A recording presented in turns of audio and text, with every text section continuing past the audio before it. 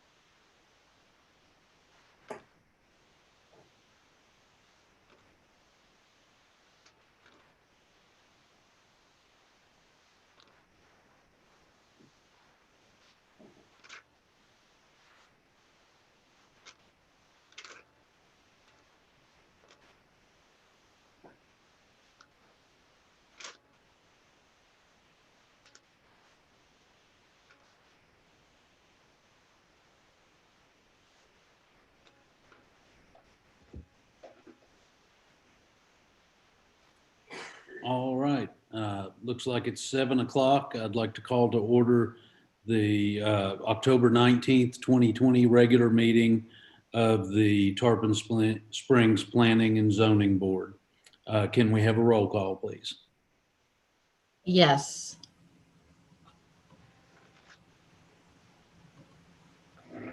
Mr. Seaman, Yes. Mr. Kouskoudas, Mrs. McCumber, Here. Mr. Stavropoulos, Here. Mr. Morgan, Here. Ms. Vigil, Here. Mr. Koulianos. Here. All right, so we have a quorum with no problem. We can proceed with item number 2, approval of the minutes of the September 21st meeting. Do I have a motion? I'll make a motion to approve the meetings for the September 21st, 2020 as written. I'll second it. Can we have a roll call, please? Ms. Vigil, Yes. Mr. Morgan, Yes. Mr. Stavropoulos, Yes. Mrs. McCumber, Yes. Mr. Seaman. Yes. All right, that brings us to item number 3, our quasi judicial announcement and swearing of speakers. Can we proceed with that? This is a quasi-judicial proceeding where the Planning and Zoning Board acts in a quasi-judicial rather than a legislative capacity. At a quasi-judicial hearing, it is not the board's function to make law, but rather to apply law that has already been established. In a quasi-judicial hearing, the board is required by law to make findings of fact based upon the evidence presented at the hearing and apply those findings of fact to previously established criteria contained in the Code of Ordinances in order to make a legal decision regarding the application before it. The board may only consider evidence at this hearing that the law considers competent, substantial, and relevant to the issues. If the competent, substantial, and relevant evidence at the hearing demonstrates that the applicant has met the criteria established in the Code of Ordinance, then the board is required by law to find in favor of the applicant. By the same token, if the competent, substantial, and relevant evidence at the hearing demonstrates that the applicant has failed to meet the criteria established in the Code of Ordinance, then the board is required by law to find against the applicant. Are there any members of the board wishing to disclose any ex parte communications or conflicts of interest this evening? Seeing none, anyone wishing to speak this evening, if you could please raise your right hand to be sworn in. Do you swear or affirm that the testimony you're about to give is the truth, the whole truth, and nothing but the truth? I do. So sworn. All right, that brings us to item number 4, application 20-109, a future land use map amendment and a rezoning for 2.82 acres of property located at 324 East Pine Street. Does the staff have a report? Yes, thank you, Pat McNeese, Principal Planner, and I'll be sharing my screen.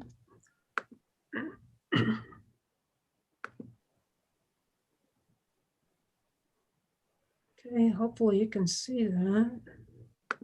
It's there. Can you guys see the Zoom video? Try to get rid of that. You can see it. Okay. This is basically amounts to future land use map amendment and rezoning of the City Hall property, which is about 2.82 acres, as most of you know, located between Gross Avenue and Ring Avenue on Pine Street.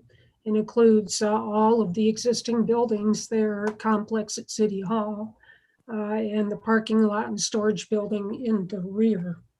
And this is a proposed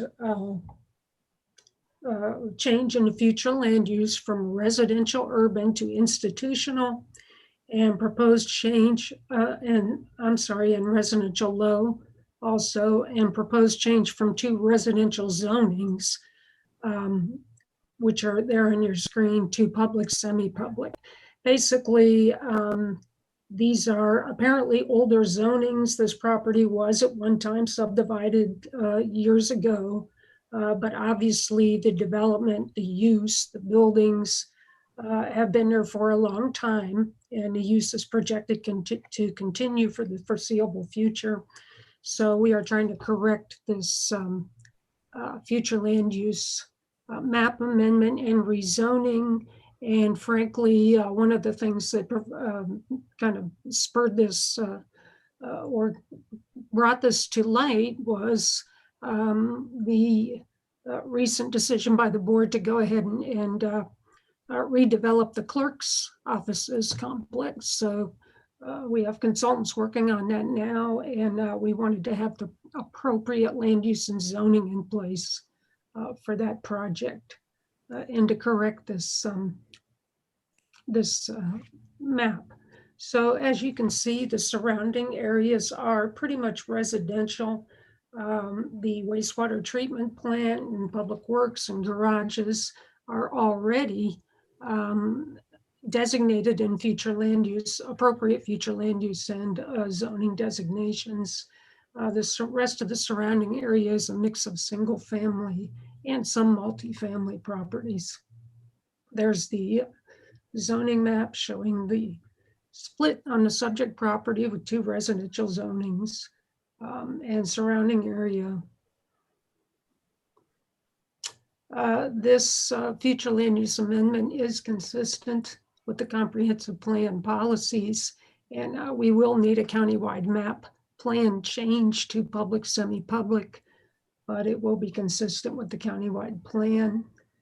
And the uses, as I mentioned, are existing, will continue into the future, and the uses are appropriate to the proposed land use and zoning. The property obviously is already served by public facilities.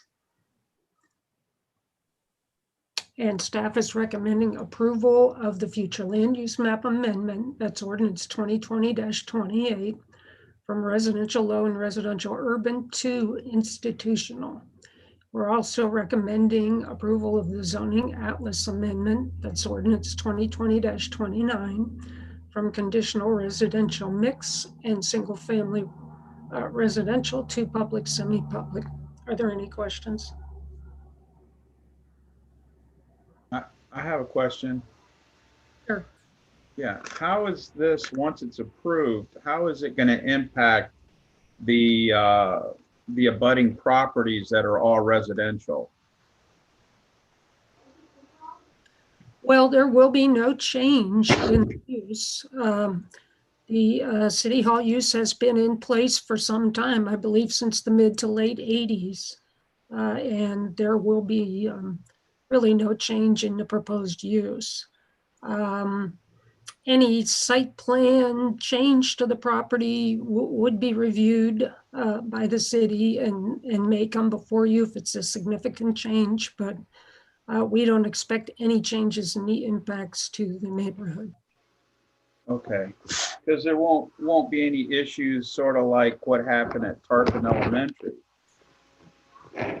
where they had the eminent domain and they took over that whole street of houses when they rezoned it or what have you. You know, is that a possibility?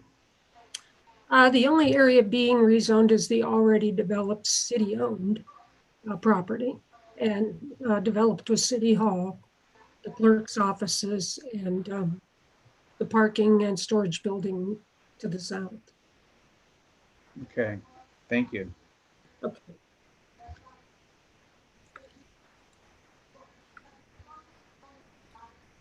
I have a question. Okay. Pat,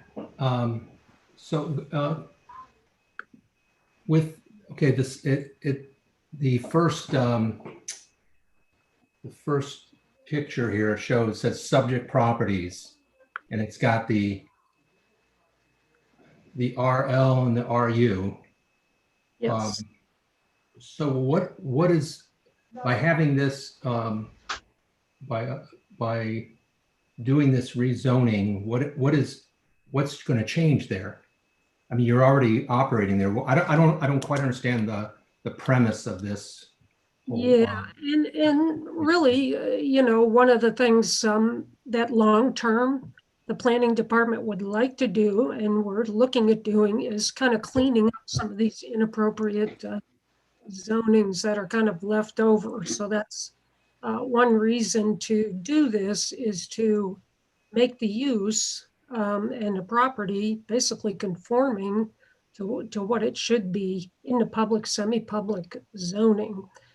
As I mentioned, this became something that this was sort of accelerated ahead of that, you know, wish list of us wanting to kind of update the zoning map because the clerk is going to be having their offices redeveloped, basically. It's a complete, I'm not real familiar with the project, but it's a complete redevelopment of their offices. The appropriate standards for that project are not the standards of the residential districts that this property is in. Those are the appropriate standards are in the public, semi-public, and institutional designations. And that's kind of, nothing's going to really be changing, but the redevelopment will proceed under the appropriate designations. And that's the desire of the city in requesting this change. So to follow up with what Mr. Stavropoulos said, this is not to have any impact on any of the adjoining residents. No, and there's no proposal to change any designations on any other property other than what's owned by the city. Okay, thank you. And I'm surprised nobody caught it a long time ago, but it seems like it's just a housekeeping matter at this point, really.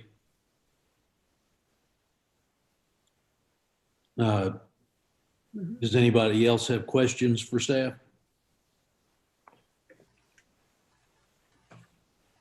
If there are none, do we have any members of the public wishing to speak?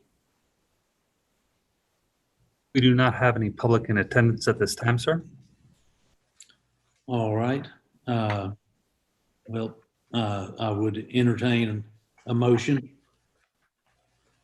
And keep in mind too that there are, excuse me, two applications. There's the future land use map change and then the second one. So let's make sure we make a motion for each of them. Okay, we need to do one at a time, right? That's correct, because there's the future land use map change and then there's the rezoning. Right.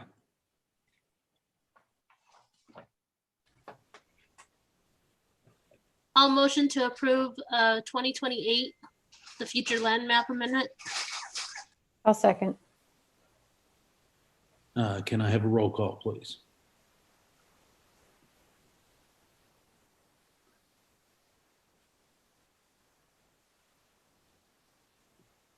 You're muted.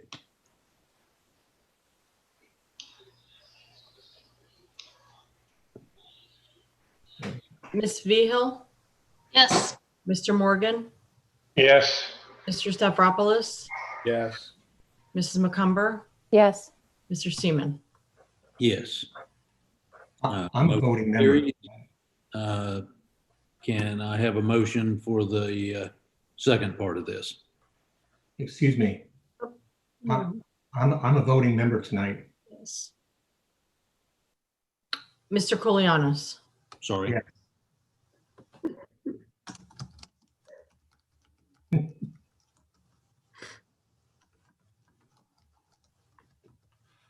I'll make a motion to approve ordinance 2020-29, the rezoning amendment.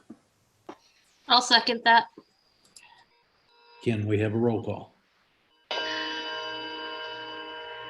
Ms. Vihil, Yes. Mr. Morgan, Yes. Mr. Stavropoulos, Yes. Mrs. McCumber, Yes. Mr. Kolianis, Yes. Mr. Seaman. Yes. All right, second motion carries. That brings us to item number 5, applications number 20-117 and 20-118 pertaining to 0.58 acres of property located at the southwest corner of Anclote Boulevard and L&R Industrial Boulevard. Do we have a staff report? Yes, and I'll share my screen.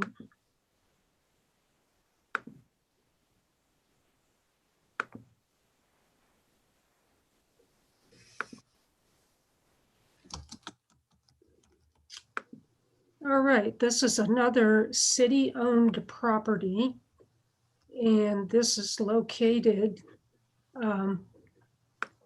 up at the corner of Anclote Boulevard and L&R Industrial Boulevard. So this is up basically at the northern end of the city. On this map, you can see the RO plant in this area. The city does own this piece. It's a long, kind of skinny piece of property. The Public Services Department would like to develop this property for parking and storage. So this would be basically a staging and holding facility for vehicles and equipment.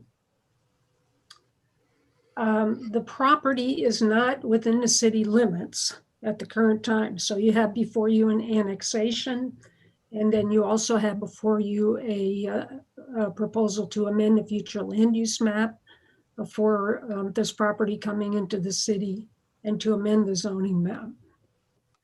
So we're looking at annexation and then future land use map from a residential urban Pinellas County designation to a transportation utility designation in the city, and then a rezoning from residential plan development to public, semi-public.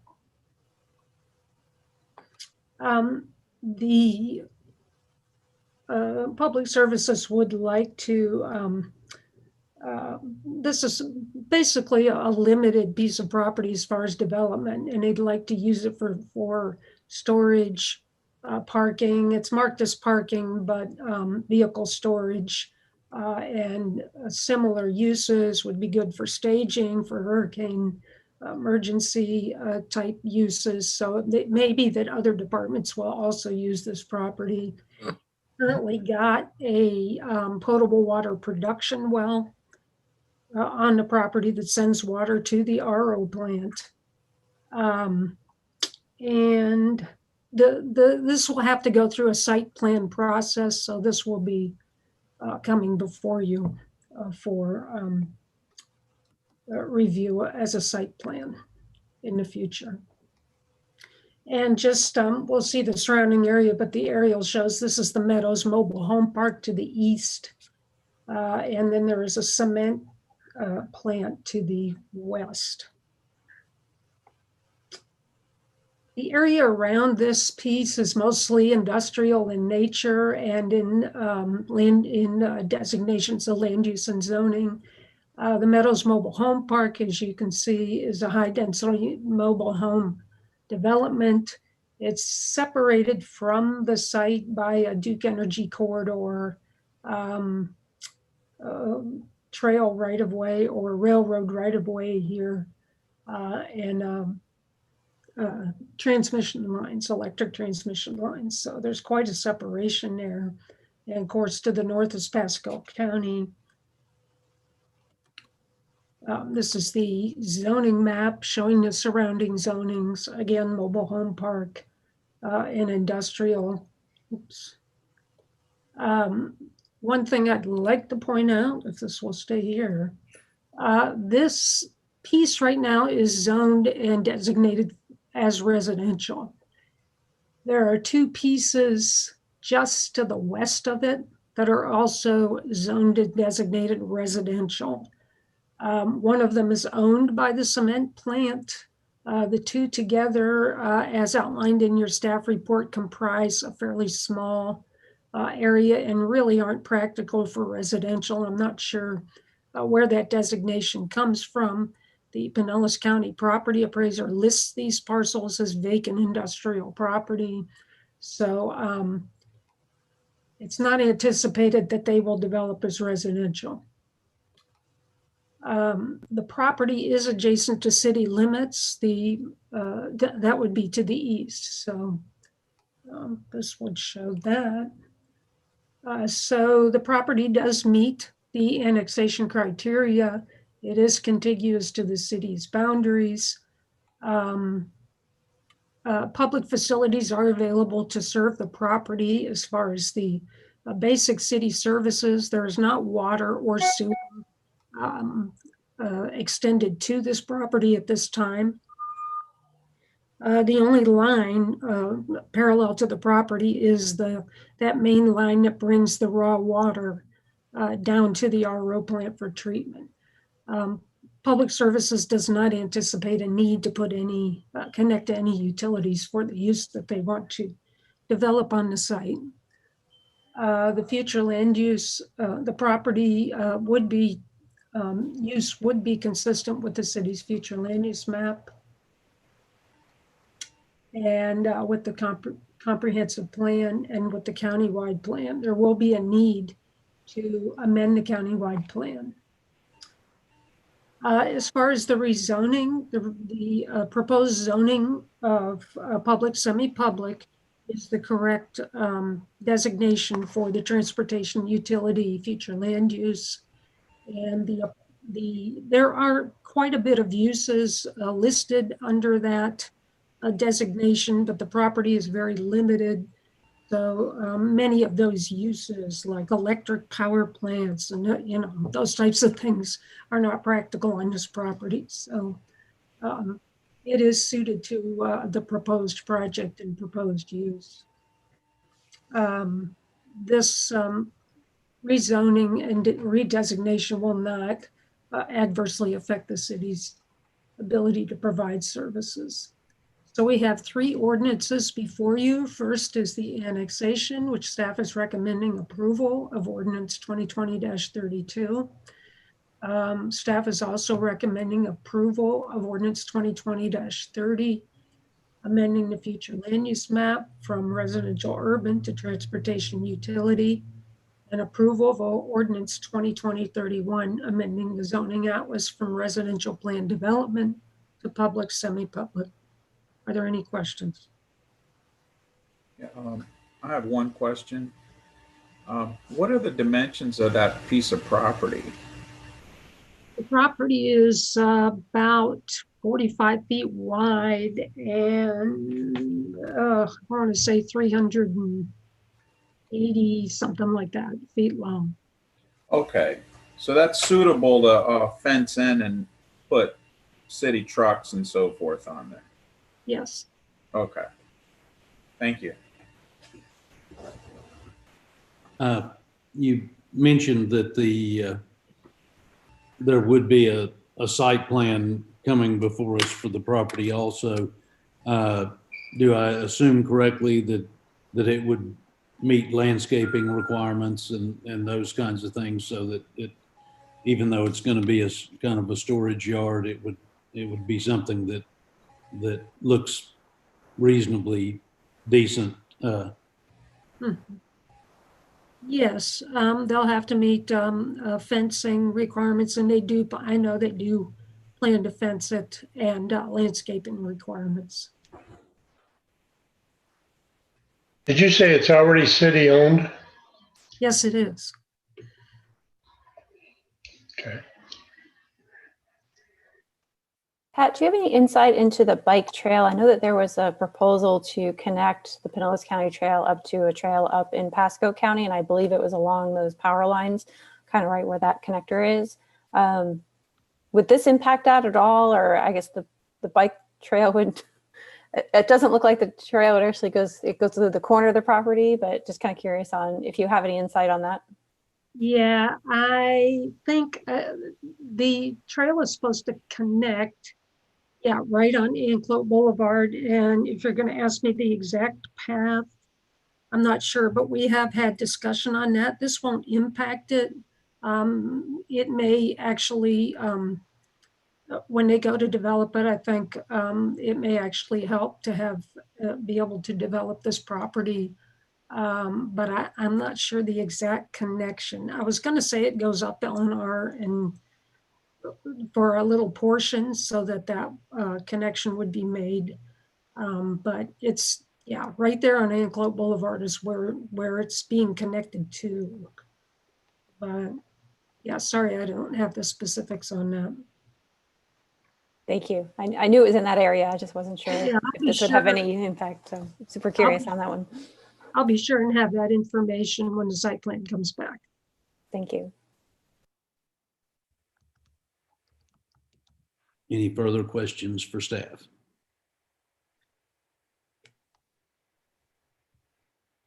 Seeing none, do we have any members of the public wishing to speak?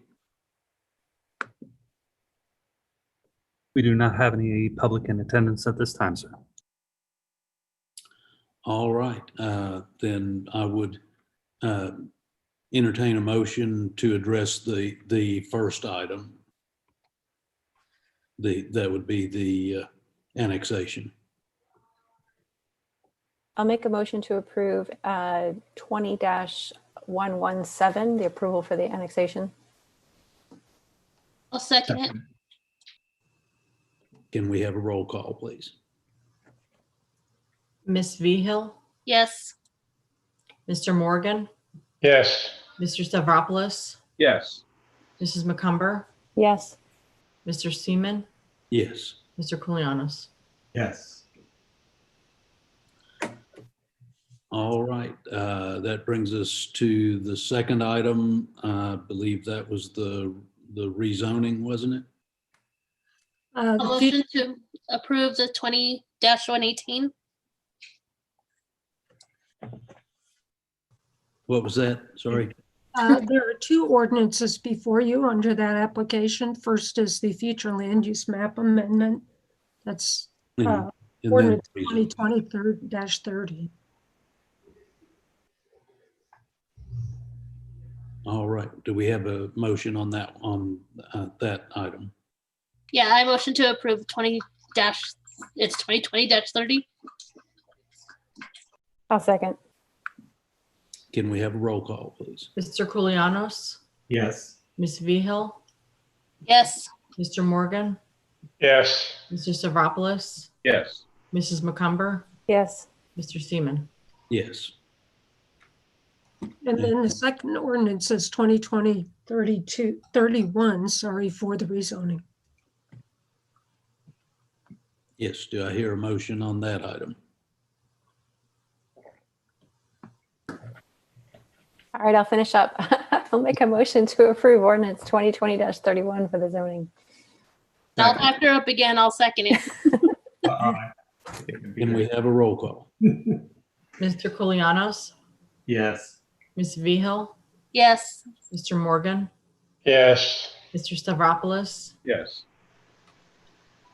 Mrs. McCumber, Yes. Mr. Seaman. Yes. All right. That brings us to item number 6, staff comments. Do we have any? No comments this evening, thank you. That brings us to item 7, board comments. Do any members of the commission wish to comment? I would like to make a comment. My term is up and this is my last meeting. So I have had pleasure working with you all and good luck in the future. So I will hopefully get on another board another time, but right now my time is limited. So I have to cut back a little bit, but I appreciate the opportunity to serve for the city of Tarpon Springs. Well, thank you very much for your service. It's appreciated, and we hope you will come back sometime. Thank you. Thank you, Christy. Thank you. Thank you. May I say something? Absolutely. We have a new member of staff who's here today, Allie Keene. Hi, Ally. Thanks. Well,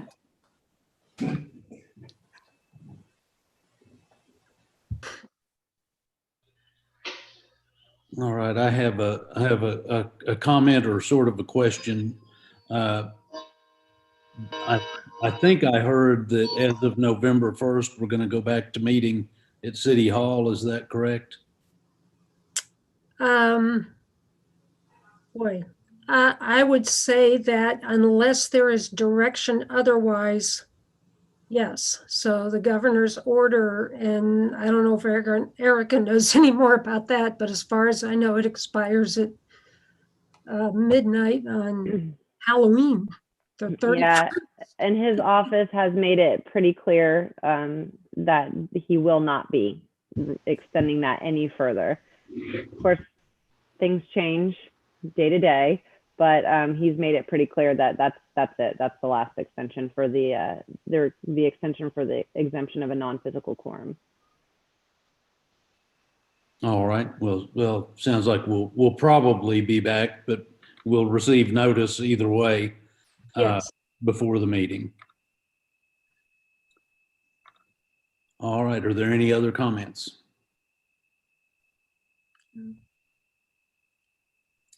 Then I guess that brings us to adjournment. Unless anybody thinks otherwise, we'll stand adjourned. Okay. Good night. Thank you. Good night all. All right, Good thank night. you.